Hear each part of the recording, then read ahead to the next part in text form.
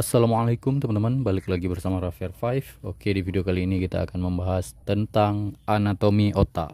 Ini adalah anatomi yang paling simpel ya. Jadi otak itu terbagi tiga. Yang pertama ada cerebrum. Cerebrum ini adalah otak besar yang berwarna merah ini.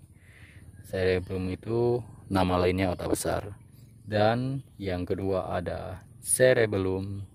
Cerebellum itu adalah otak kecil. Kalau ada yang besar, tentunya ada yang kecil. Dan ada brainstem. Brainstem ini dalam bahasa Indonesianya adalah batang otak. Jadi secara umum otak terbagi tiga: otak besar, otak kecil, batang otak, atau cerebrum, cerebellum, dan brainstem. Oke, dari masing-masing bagian otak ini memiliki fungsinya masing-masing ya teman-teman. Seperti yang pertama itu cerebrum. Cerebrum itu memiliki fungsi yang sangat penting sekali, yaitu seperti interpreting touch, menafsirkan sentuhan, atau kita ketika disentuh kan kita merasakannya atau mengetahui atau menerima rangsangan, merasakan rangsangan. Berikutnya ada vision, penglihatan, pendengaran, hearing, as well as speech, pengucapan saat kita bicara, reasoning, ini penalaran ya, emosi. Jadi belajar pun yang berfungsi itu otak besar atau cerebrum. Dan juga kontrol yang baik ya, kontrol pergerakan juga ada di bagian cerebrum ya teman-teman. Cerebrum ini terbagi dua, ada otak kanan dan otak kiri, itu cerebrum terbagi dua hemisfer. Jadi yang kanan mengontrol pergerakan tubuh bagian kiri atau tangan kiri, contohnya. Yang kiri sebaliknya. Oke, berikutnya ada fungsi cerebellum.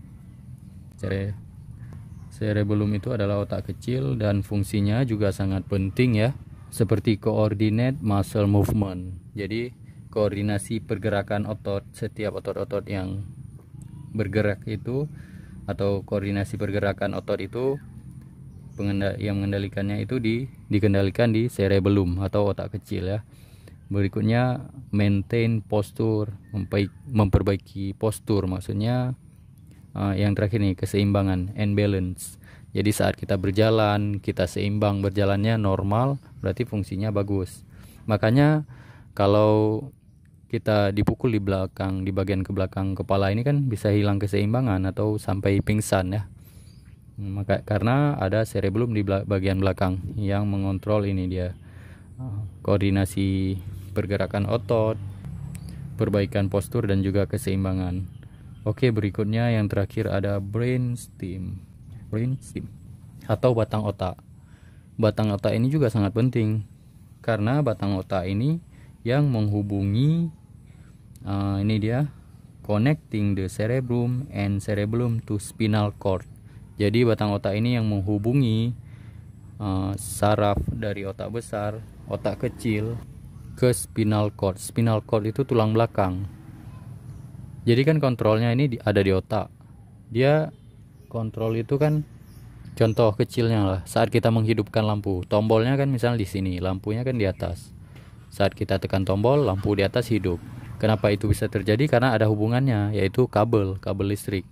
Kalau di sini kan salah satu fungsi otak besar ini mengatur pergerakan.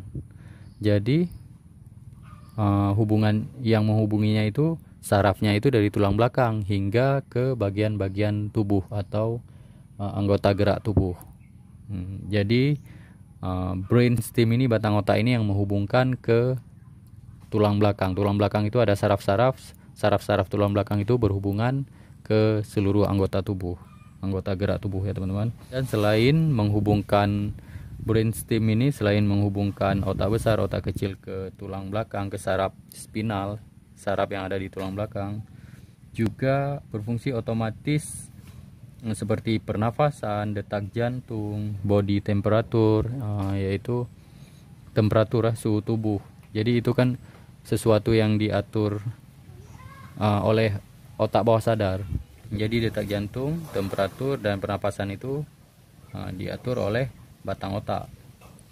Jadi kalau ada gangguan di batang otak akan mempengaruhi pernapasannya, detak jantung, dan juga temperatur. dan juga mengatur wake and sleep cycle, bangun dan tidur itu, cycle bangun dan tidur itu juga di situ pengaturannya. Sistem pencernaan, bersin, batuk, muntah dan juga menelan itu pengaturannya di brainstem atau di batang otak. Oke teman-teman, jadi ada 3 bagian otak secara umumnya: cerebrum, dan brainstem. Otak besar, otak kecil, dan batang otak memiliki fungsi yang sangat penting sekali. Jadi kita harus sangat bersyukur karena kita diciptakan otak yang lebih besar. Manusia memiliki otak yang lebih besar pada makhluk yang lain dibandingkan ukuran tubuh ya. Dan juga tentunya fungsinya yang sangat luar biasa ya teman-teman. Jadi kita harus bersyukur dengan cara menjaganya agar tetap sehat. Oke, semoga video ini bermanfaat. Jangan lupa komentarnya. Referensinya di ini ya, mayfieldclinic.com ini. Sampai jumpa di video berikutnya. Assalamualaikum.